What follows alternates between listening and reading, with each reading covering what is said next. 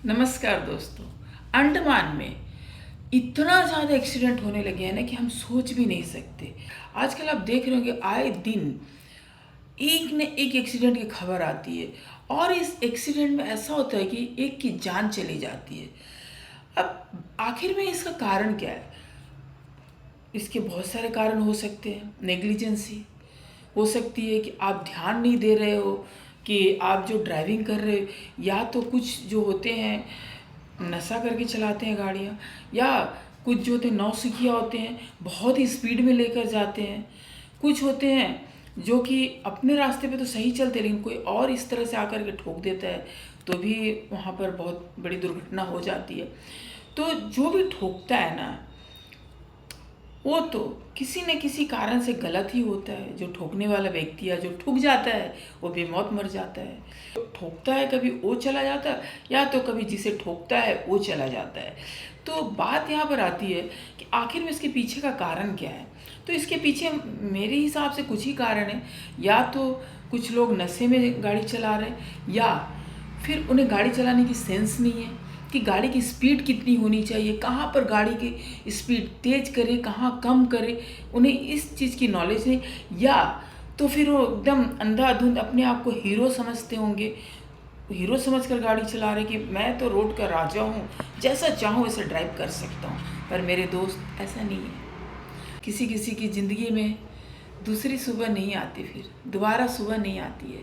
तो दोस्तों, जो भी अगर इस तरह की मेंटेलिटी रखकर देख रहे हो कि आए दिन पोर्ट ब्लेयर में एक्सीडेंट हो ही रही है, एक्सीडेंट की संख्या बढ़ रही है, तो या तो आप अपने आप को संभालिए। आप गाड़ी जब भी चलाते हैं तो प्लीज़ किसी तरह का नशा मत कीजिए। और एक एक सबसे बड़ा कारण मोबाइल भी है।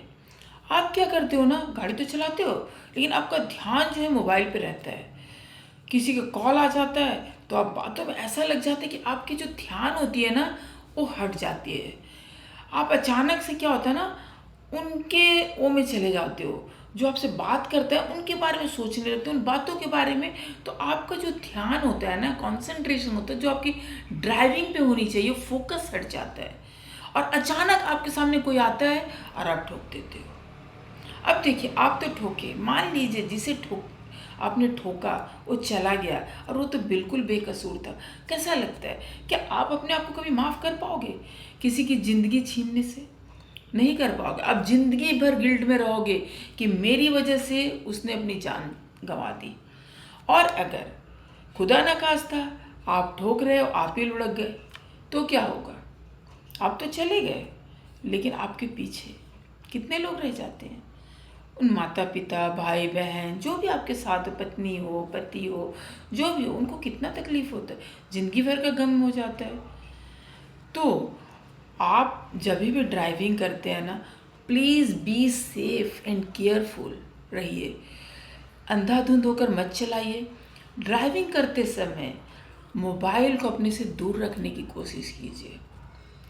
आप गाड़ी को कहीं साइड पर खड़े करिए और फिर बातें करिए, घंटों करिए, उसके बाद फिर ड्राइव कीजिए। अगर आप ऐसा करते हैं ना, अगर आप कोशिश करेंगे कि मेरे द्वारा एक्सीडेंट ना हो, तो कभी नहीं होगा। आप सेफ ड्राइविंग कीजिए, तो अपने आप को भी बचाएंगे, अगले को भी बचाएंगे। तो सबसे पहले चीज़, आप अपने आप को सोचिए कि मुझे बचाना है। हीरो बनकर कुछ नहीं होने वाला है। हीरो बनकर जीरो ही हो जाते हैं लोग। 31 दिसंबर की रात एक लड़का, नौजवान था, लेमन ट्री के सामने उन्होंने अपनी जान को कुर्बान कर दी। इसी तरह से सिप्पी घाट, 11 चरमा, रह रह के 2-3 एक्सीडेंट लगातार हो गए और सबकी जान चली गई, सब में एक एक की। तो किसी एक की तो गलती होती है ना। तो ड्राइविंग के टाइम खास करके ध्यान रखिए कि आप नशे में मत रहिए। अगर आपको नशा करना है तो उस वक्त ड्राइविंग अवॉइड कीजिए, ताकि आप सेफ रहें। अपनी ज़िंदगी से मत खिलवाड़ कीजिए। भगवान ज़िंदगी एक बार देता है, कितने करोड़ योनि के बाद एक इंसान का जन्म होता है, और उसे इस तरह से बर्बाद मत कीजिए, या तो अपनी जान देकर या किसी की जान लेकर। ये कहीं का इंसाफ नहीं है। अपनी जान देना भी ड्राइविंग करते हुए गलत है, किसी की जान लेना भी गलत है। क्योंकि जिसका भी जाता है ना, चाहे किसी तरफ से गया हो, आखिर में तो चला जाता है। या तो फिर अपाहिज हो जाता है, जो ज़िंदगी भर रोता रहता है कि मेरे हाथ कट गए, पैर कट गए। तो क्यों ऐसा है? ऐसा होने से बचिए और अगले को भी बचाइए। सबसे पहले याद रखिए, कभी भी नशे की हालत में गाड़ी मत चलाइए। गाड़ी चलाते वक्त मोबाइल से दूर रहिए। गाड़ी की स्पीड को लिमिट करिए। आप देखिए, अगर कहीं पर एकदम खाली है तो थोड़ी सी स्पीड बढ़ा लीजिए। आपको कहीं जाना है, लेट हो रहा है, अगर लेट होते हो तो थोड़ा समय से पहले निकलिए ना, ताकि आप लेट ही नहीं होंगे। तो अपने अंदर जो कुछ हैबिट बनाइए कि अगर मान लीजिए कहीं जाने में मुझे आधा घंटा लगेगा और उसके बाद अगर मैं पहुंचता हूं या पहुंचती हूं तो लेट होता है, तो क्यों ना मैं 35 मिनट पहले निकलूं, ताकि मैं सेफ ड्राइविंग करके वहां जाऊं। हड़बड़ाने की ज़रूरत ही नहीं होगी। आपके हड़बड़ाने से अगले को तकलीफ हो सकती है। अपनी जान तो जोखिम में डालते ही है, अगले का भी डाल देते हैं।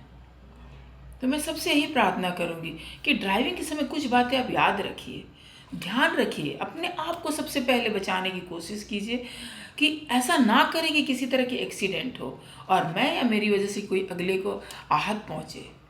एक इंसान जाता है तो अकेला नहीं जाता, उसके पीछे उसका पूरा परिवार चला जाता है।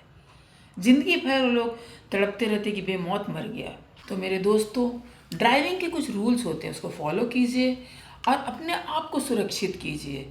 अगले की तो बाद में सोचिए, पहले अपने आप को सोचेंगे तो अगला भी सुरक्षित हो जाएगा। तो मेरा मानना यही है कि अगर आप कुछ रूल्स को फॉलो करते हैं तो दुर्घटना से बचते हैं। बोलते हैं ना, सावधानी हटी दुर्घटना घटी। तो क्यों मौत को गले लगाना? अपने आप को भी बचाइए, अगले को भी बचाइए। अगर आपको मेरी वीडियो से थोड़ी सी भी लगती है कि मैंने सही बनाया, तो प्लीज़ लाइक शेयर सब्सक्राइब जरूर कीजिए और कमेंट करके बताइएगा कि मैंने जो कहा सही कहा या गलत कहा। मेरा तो यही मानना है, किसी की ज़िंदगी से बढ़कर कुछ नहीं होती है। बस अपनी ज़िंदगी बचाइए और दूसरों की भी बचाइए। भगवान ने जन्म दिया है तो ज़िंदगी को जिए, अच्छे से जिए। हमारे वीडियो देखने के लिए आप सबको बहुत बहुत